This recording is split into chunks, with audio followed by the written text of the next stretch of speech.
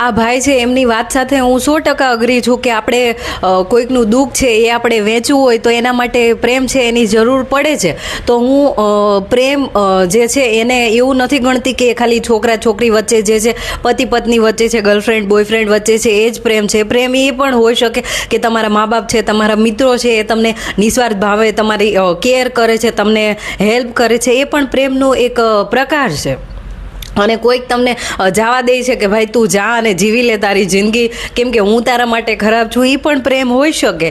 તો પ્રેમ છે એ અલગ અલગ પ્રકારના હોઈ શકે અને તમારે જાણવાનું છે, સમજવાનું છે કે પ્રેમ શું છે. કેમ કે બધાય જે લોકો છે એમની પરિભાષા પ્રેમની અલગ અલગ હોઈ શકે. મારી પ્રેમની જે વ્યાખ્યા છે એ અલગ છે, તમારા પ્રેમની વ્યાખ્યા છે એ અલગ હોઈ શકે. એટલે કોઈ એવું કહી દે કે આવો પ્રેમ છે તો તમારે માની નહીં લેવાનું, તમારે જોવાનું, જાણવાનું અને સમજવાનું. અને જીવન છે એ એનું જ નામ છે કે તમે જાતે જાણો, શીખો અને સમજો.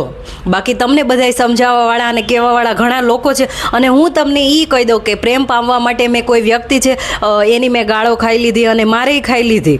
તો હવે હું એવી થઈ ગઈ છું કે મારે કોઈનો પ્રેમ નથી જોતો. હું મને પ્રેમ કરી શકું છું, હું જેવી છું એવી હું મને ગમાડી શકું છું અને હું મને પ્રેમ કરું છું. મારે હવે કોઈની જરૂર નથી. એટલે એવું નથી કે મારે કોઈ છોકરો છે એ મારા જીવનમાં મારે નથી જોતો, પણ હવે મારે જોઈએ છે ઓલો સમજદારીવાળો પ્રેમ. મારે મૂર્ખાઈ ભળ્યોવાળો જે પ્રેમ છે એ મારે નથી જોતો. જેમાં મને ખબર પડી કે મારે પ્રેમ જોતો તો એમાં મેં બધી હદ છે એ પાર કરી દીધી અને પછી છેલ્લે મને એવું કહેવામાં આવ્યું કે હું સારી છોકરી નથી.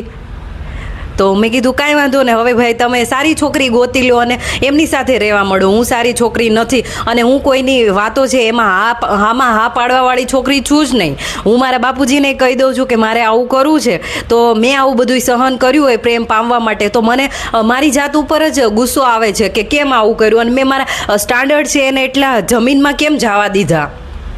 તો એ પ્રેમ કરીને જ મને સમજાયું છે કે પ્રેમ આ છે જ નહીં. અને તમને બધાને અને બધાની પ્રેમની વ્યાખ્યા છે અલગ હોઈ શકે. અને મારી પ્રેમની વ્યાખ્યા એ છે કે જે વ્યક્તિ છે એની સાથે રહીને તમારે કાંઈ ઢોંગ ન કરવો પડે, દેખાડો ન કરવો અને તમે જેવા છો એવા તમે એમની સાથે રહી શકો. અને એ વ્યક્તિ છે એ તમને જીવનમાં કંઈક નવું શીખવાડે, તમને તમારા જીવનના જેટલી ભૂલો છે એને એક્સેપ્ટ કરે અને પછી એ તમને બધું કહે કે કૃષ્ણા નહીં આવું કરવું જોઈએ અને તું PhD કરે છે તો આઈ એમ પ્રાઉડ ઓફ યુ. એવું ના કહેવો જોઈએ કે તું તો PhD છોકરા જોવા માટે કરે છે. એવું મારે પ્રેમ નથી જોતો. અને પ્રેમ પામવા માટે મેં બધું કરેલું છે. તો હવે હું થાકી ગઈ અને મેં વિચારી લીધું કે હું મને પ્રેમ કરીશ અને જે લોકો મારી સાથે સારા રહે છે એમની સાથે સારી રહીશ અને જે ખરાબ રહે છે એની સાથે હું ખરાબ રહી શકું છું.